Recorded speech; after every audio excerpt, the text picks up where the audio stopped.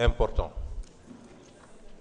Je voudrais dire quelques mots à l'endroit des Sénégalais, puisqu'étant un témoin privilégié de tout ce processus depuis le début. Monsieur le ministre garde des Sceaux a rappelé le processus, d'autres l'ont fait. Ça n'a pas démarré avec le dialogue politique. Ça a démarré avec notre serment politique en 2014. Les engagements qui viennent d'être intégrés dans la Constitution adoptée ont traversé tout le parcours politique, nos engagements, aux élections législatives de 2017, à la présidentielle de 2019, dont j'étais le candidat, aux différentes échéances de 2022, jusqu'à l'élection présidentielle de 2024 et l'élection législative de 2024. Le président de la République a souhaité convoquer un dialogue national.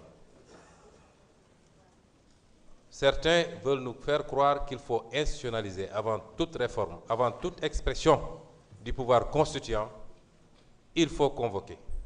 Et ceux qui en font un droit, eux-mêmes ne constituent qu'une minorité dans le pays.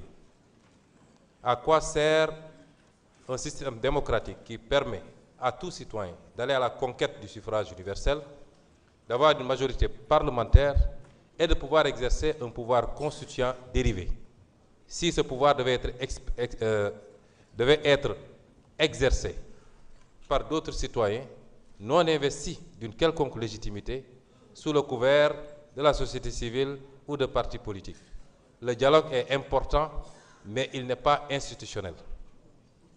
Ce dialogue a existé. Le président a souhaité convoquer un dialogue politique.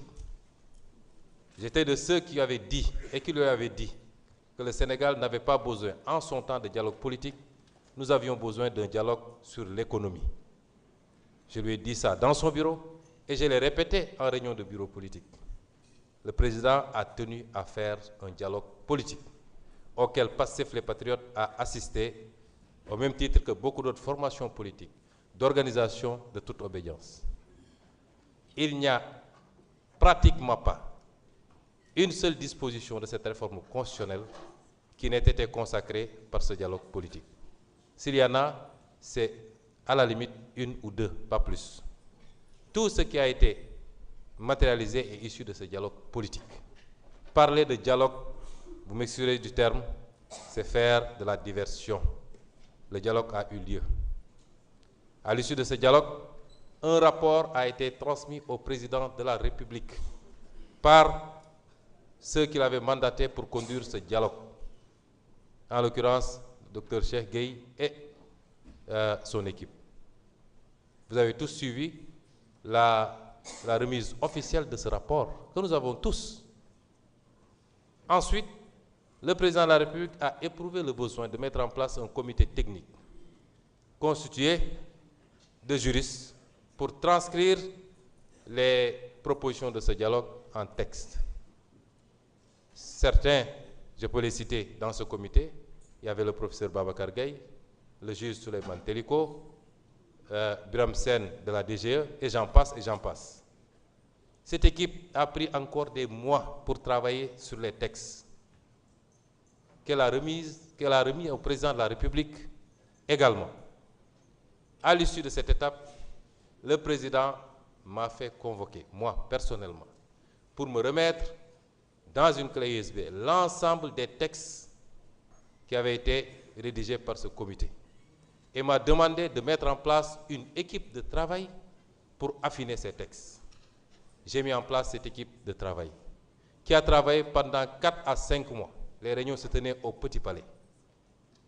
Même durant le mois de Ramadan, des journées ont été passées à faire ce travail. Certains honorables députés ici présents font partie de ce comité. Pendant des mois, le comité a travaillé. Des journées ont été passées sur ces textes-là. C'est moi qui fournissais le repas chaque midi. Donc, nous dire que ces textes sont tombés du ciel, c'est faire de la désinformation. Et à l'issue de ce travail du comité, nous avons rendu encore une fois le travail au président de la République,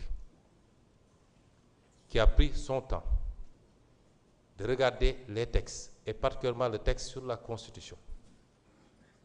S'il y a tripatouillage, ça vient du président de la République. Parce qu'il a pris le texte et il a commencé à voir qu'est-ce qui l'arrange et qu'est-ce qui ne l'arrange pas, lui, président de la République. La Constitution n'appartient pas à Bassirou Diomaye Diakhar Faye. Il ne peut pas prendre le texte, regarder article par article et dire que ah non, je ne veux plus déclarer mon patrimoine à la sortie. Non, je veux être président de parti. Sur des engagements pris dans un dialogue politique, pris par le parti politique depuis plus de 10 ans. Des engagements que nous avons portés auprès du peuple sénégalais. Des engagements qui ont été transcrits par des spécialistes du droit en texte. Des engagements qui ont été repris par le comité. Au nom de quoi une seule personne peut se donner la latitude de faire un tri des dispositions qui lui conviennent et de celles qui ne lui conviennent pas. Cela est inadmissible. Le président n'est pas un pouvoir constituant. Le pouvoir constituant, il est là, c'est l'Assemblée nationale, quand il est dérivé, et il est dehors quand c'est un référendum qui est convoqué. Le président n'a pas convoqué un référendum, il n'a pas invoqué l'article 51 de la Constitution. Tant mieux, le pouvoir constituant dérivé s'est approprié de ces textes, les a restitués dans leur pureté originelle.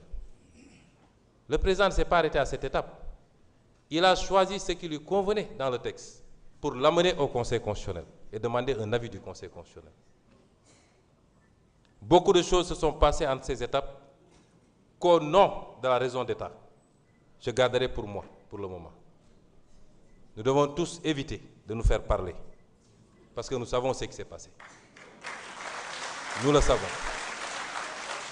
Le président sait que nous savons. Et ceux qui doivent savoir savent que nous savons. Ce n'est pas normal. C'est tout ce que PASTEF a combattu pendant 10 ans, avec tous les sacrifices qui ont été consentis, que le président a voulu fouler du pied. Quand j'entends une certaine opposition aujourd'hui se présenter comme défenseur de Bassirou Diomaye Faye, ça nous fait rire. Ça nous fait rire. Mais la nature a un horreur du vide. Quand vous vous séparez de votre âme, de votre base, de votre assiette, de votre assise, évidemment, toutes sortes de récupérateurs vont vous récupérer pour vous orienter vers d'autres causes qui n'ont rien à voir avec l'objet de notre combat. Nous ne pouvons pas l'accepter. Et c'est pourquoi le pouvoir constituant, et je félicite les députés qui ont pris l'initiative, a fait une proposition de révision constitutionnelle conforme à ce qui est issu du dialogue, conforme à ce qui est issu de toutes les réflexions qui ont été avaient fait. À partir de ce moment, le pouvoir constituant s'est exprimé aujourd'hui. Et il s'est fortement exprimé. Fortement exprimé. Nous sommes dans une démocratie. Les choses se règlent dans les canaux qui ont été tracés par les textes. 1/10 des députés ou le président de la République peuvent toujours saisir le Conseil constitutionnel. Le Conseil constitutionnel a une jurisprudence constante, une jurisprudence claire, qui veut que lorsque le pouvoir constituant s'est exprimé, c'est le peuple qui s'est exprimé, le Conseil constitutionnel ne vérifie que la procédure et les clauses d'éternité. Le Conseil constitutionnel ne sera pas là pour parler de charges nouvelles, encore que ça n'a pas été démontré. Aucune charge nouvelle n'a été créée. Au contraire, avec cette réforme, on va avoir une baisse substantielle des charges de l'exercice de la démocratie au Sénégal. Et c'est pourquoi la question que je me pose, c'est qu'est-ce qui est arrivé? Monsieur le ministre, vous passerez mes salutations fraternelles au président de la République. Nous espérons encore, parce qu'il ne sera jamais trop tard pour revenir à l'essentiel, pour revenir à ce qui fait son âme politique. Je ne pense pas qu'il ait pu autant varier en si peu de temps. En quoi ça peut gêner le président de la République, lui-même qui l'a dit dans une déclaration en tant que candidat, que le président de la République doit déclarer à l'entrée et à la sortie. Il l'a dit, les vidéos sont là. Qu'est-ce qui a changé entre-temps? Lui-même a dit, dans les vidéos qui sont là, lorsqu'on était opposants, et nous tous nous le disions, que le président de la République ne peut pas être président de parti Parce que quand on l'attaque en tant que président de parti, on invoque son statut de président de la République. Qu'est-ce qui a pu changer? Qu'est-ce qui est arrivé à notre petit frère et président de la République, Bassirou Diomaye Diakhar Faye? Qu'est-ce qui lui est arrivé? En quoi cela peut gêner? Nous, on déclare à l'entrée et à la sortie. Moi, j'ai déclaré en tant que Premier ministre. J'ai 3 mois pour déclarer à la sortie. Et je vais déclarer la semaine prochaine. Pourquoi le président de la République ne déclarerait pas à l'entrée et à la sortie? Quel est le problème? Cette constitution, cette réforme est l'une des plus consolidantes. L'une qui nous permet de faire des pas de géant dans le perfectionnement de la démocratie sénégalaise, dans la transparence dans la gestion publique.